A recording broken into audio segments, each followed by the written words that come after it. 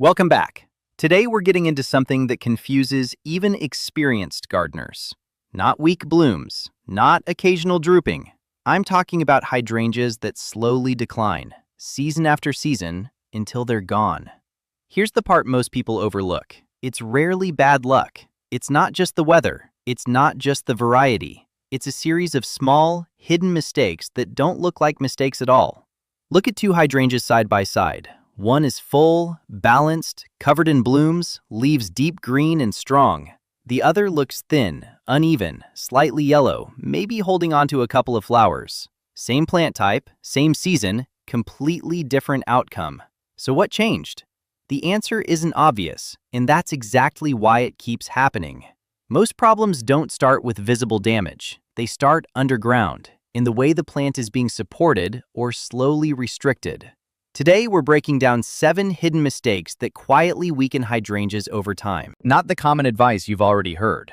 The deeper issues that explain why things keep going wrong. If you're ready to actually fix this, stay with me. 1. The soil that looks healthy, but isn't working. This is where most failures begin. You look at your soil. It's dark. It feels moist. Maybe you've added compost. Everything seems right. But hydrangeas don't respond to how soil looks. They respond to how it behaves. Here's the hidden problem. Soil can appear rich and still be compacted. Over time, especially in garden beds that are walked on, watered frequently, or amended without structure, soil particles press together tightly. And when that happens, 3 critical things change. Oxygen drops. Water movement becomes uneven.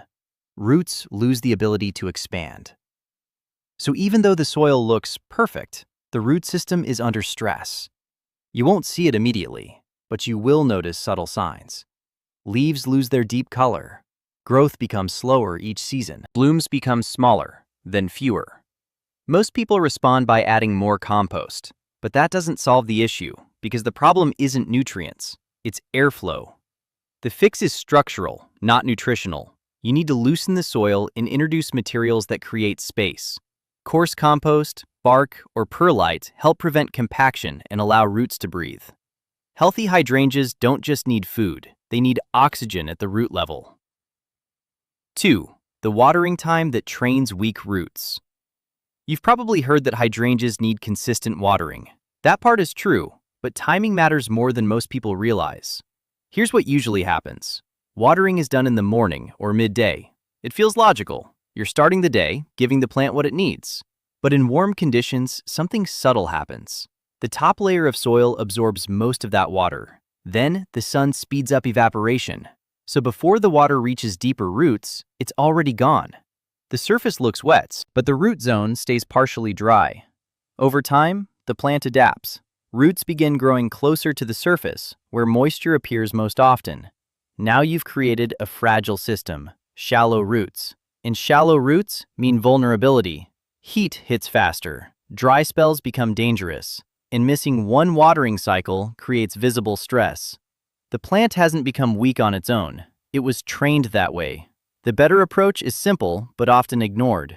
Water deeply and slowly. Allow moisture to reach at least 12 to 18 inches below the surface. And instead of frequent light watering, focus on fewer, deeper sessions. This encourages roots to grow downward, creating a stronger, more resilient plant. 3. The too clean garden problem. This one surprises a lot of people. A clean garden looks good. No fallen leaves, no organic debris, bare soil around the base of the plant. It feels controlled, maintained. But hydrangeas don't naturally grow in clean environments. In nature, they grow in layered soil. Leaves fall, organic matter builds up, moisture is retained. When you remove all of that, you remove a natural system. Bare soil heats up faster, moisture evaporates quickly, microbial life decreases, and all of that affects root health. Hydrangeas rely on stable, slightly moist, biologically active soil. When the environment becomes too clean, the plant has to work harder to maintain balance, and over time, that stress shows.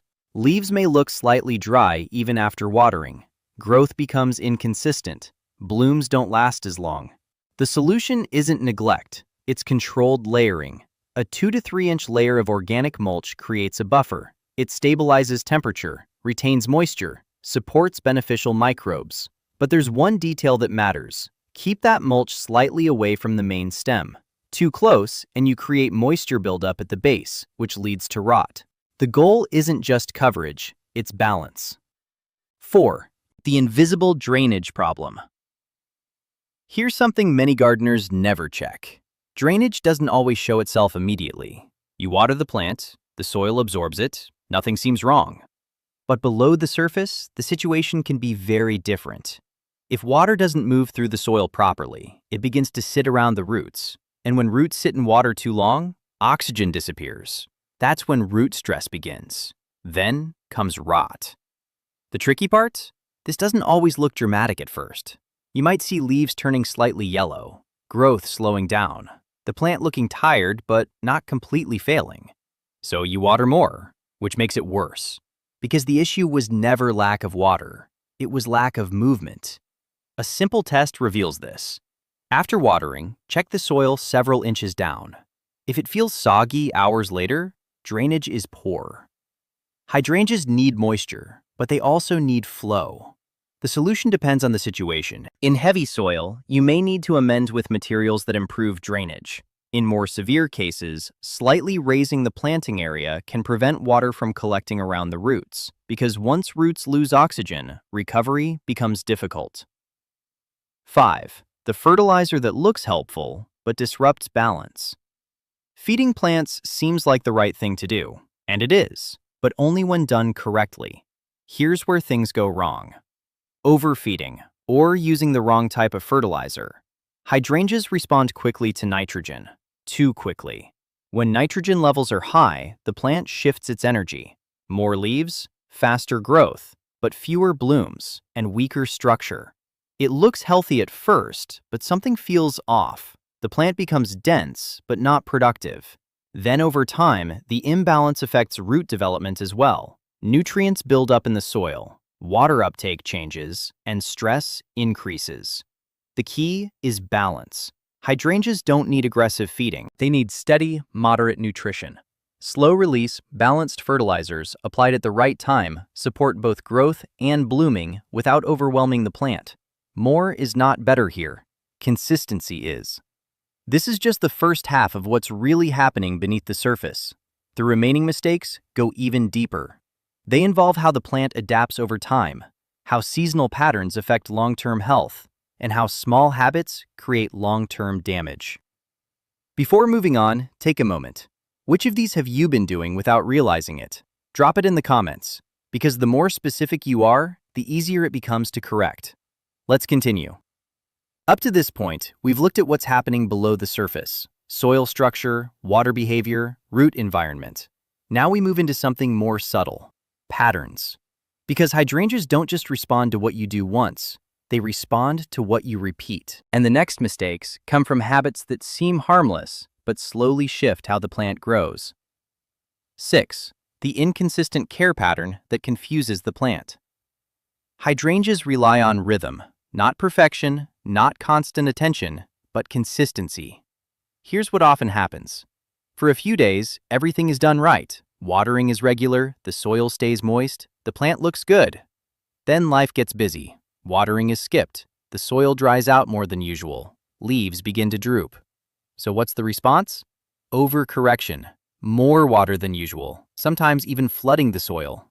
Then the cycle repeats. Dry, soak, dry, soak. From the outside, it looks like effort, but to the plant, it feels unstable. Roots never adapt to a predictable environment, and when roots can't predict moisture, they stop growing efficiently. Instead of expanding deeper, they remain reactive, always adjusting, never stabilizing. Over time, this leads to a weaker root system, which leads to a weaker plant, even if you're taking care of it. The fix isn't complicated. It's discipline. Create a watering rhythm and stick to it. Not based on habit, but based on observation. Check the soil before watering. If the top few inches are dry, water deeply. If not, wait. Hydrangeas don't need constant change. They need reliable conditions. 7. The seasonal misalignment that reduces long-term health. This is the mistake that almost no one talks about, because it doesn't show up immediately. It builds slowly, across seasons. Hydrangeas don't grow the same way all year, and treating them the same way year-round creates problems. Here's what that looks like. In the growing season, the plant is active. It's producing leaves, expanding roots, building blooms. It needs support, water, nutrients, stability. But as the season shifts, the plant begins preparing for dormancy. Growth slows down, energy is stored. Systems begin to shut down gradually. If you continue treating the plant like it's in peak growth, you interrupt that process. Late fertilizing is a common example. It encourages new growth when the plant should be slowing down. That new growth is weak, and when colder conditions arrive, it doesn't survive. The result? Damage that carries into the next season. Fewer blooms, weaker stems, slower recovery. Another example is late heavy watering. If the soil stays too wet as temperatures drop, roots remain active longer than they should, and that increases the risk of root stress or rot. Hydrangeas don't just need care, they need the right care at the right time. Spring is for support, summer is for maintenance, fall is for slowing down, winter is for protection. When those phases are respected, the plant stays in balance. When they're ignored, the decline begins quietly. The pattern behind all 7 mistakes. Now step back for a moment. Look at everything we've covered. Soil structure, water depth, surface conditions, drainage, nutrient balance, consistency, seasonal timing. At first, they seem like separate issues, but they're not. They all connect to one thing: the root system. Every mistake we've discussed either restricts roots, confuses roots, or weakens their ability to adapt. And once the roots are compromised, everything above the surface follows. Leaves, stems, blooms. All of it reflects what's happening underground. That's why quick fixes don't work, because the problem isn't visible. It's structural. What you should do next. Don't try to fix everything at once. That's another mistake. Instead, walk through your plant step by step. Look at the soil. Does it feel compacted? Observe your watering. Is it deep and consistent or reactive? Check the surface. Is the soil exposed and drying too fast? Think about your seasonal habits. Are you adjusting or repeating the same routine all year? Small corrections create real change, but only when they're intentional.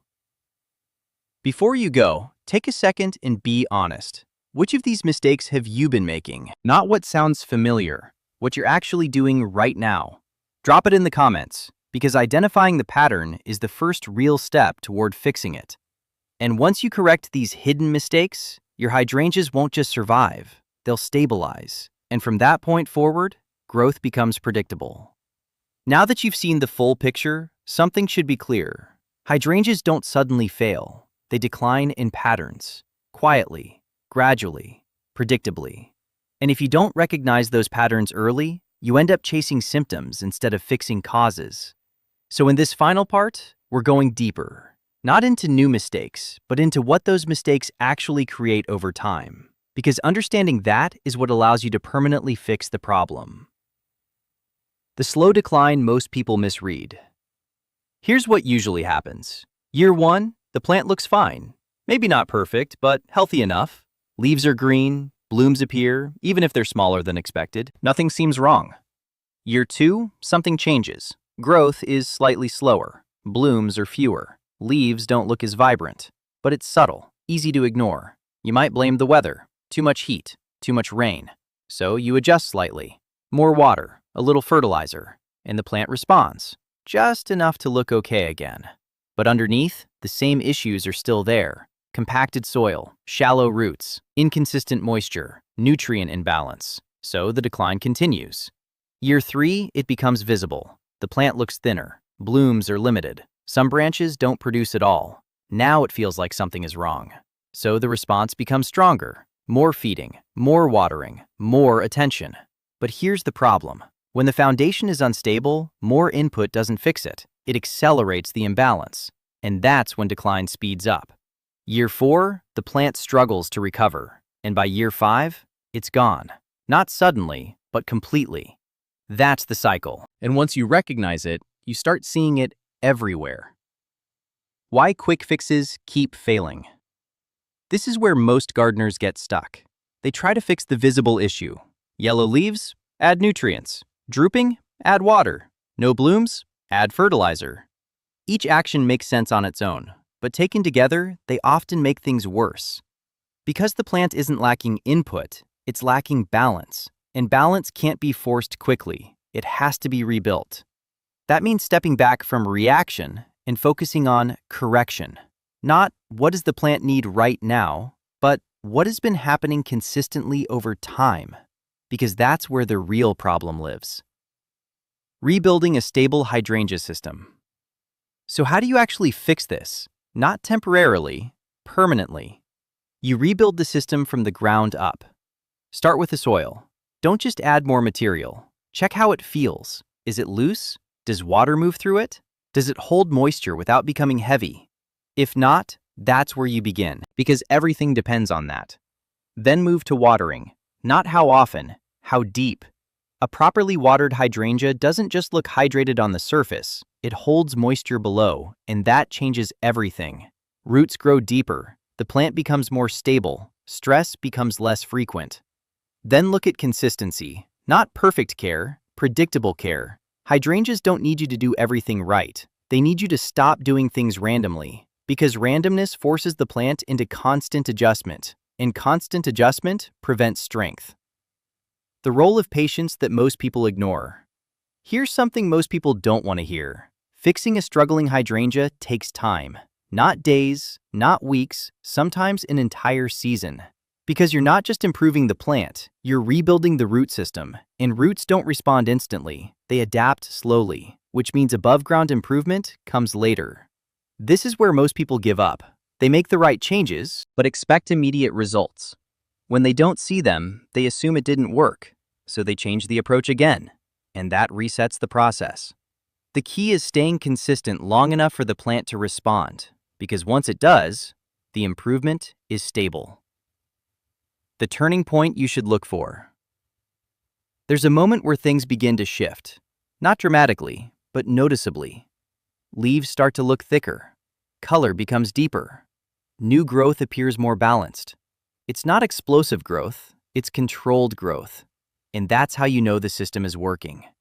Then comes the next phase. Stronger stems, better structure, more reliable blooms. Not necessarily bigger at first, but more consistent. And consistency is the real sign of health.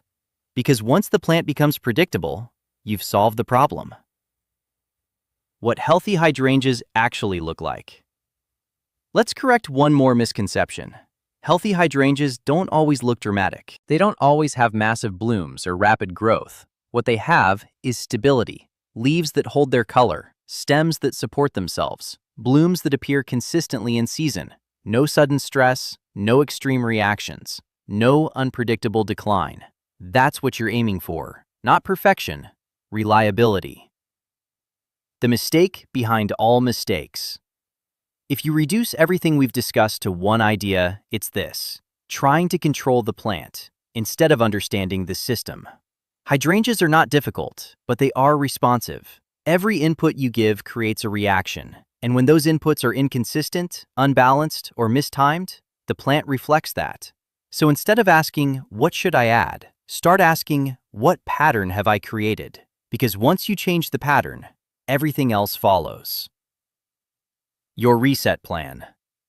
If your hydrangeas are struggling right now, don't overcomplicate this. Start simple. Check your soil, adjust your watering depth, stabilize your routine. Stop overcorrecting.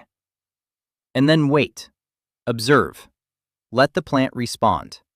Because real improvement doesn't come from doing more. It comes from doing the right things, consistently. Before you leave, take a moment. Which of these patterns matched what you've been doing? Not what sounds familiar, what you've actually been repeating. Write it down in the comments, because once you say it clearly, it becomes easier to change. And if this helped you understand what's really happening beneath your hydrangeas, stay with this approach, because once the foundation is right, everything above it becomes easier. And that's when hydrangeas stop struggling and start thriving consistently. Thank you for watching this video. Click here to watch another video that might interest you.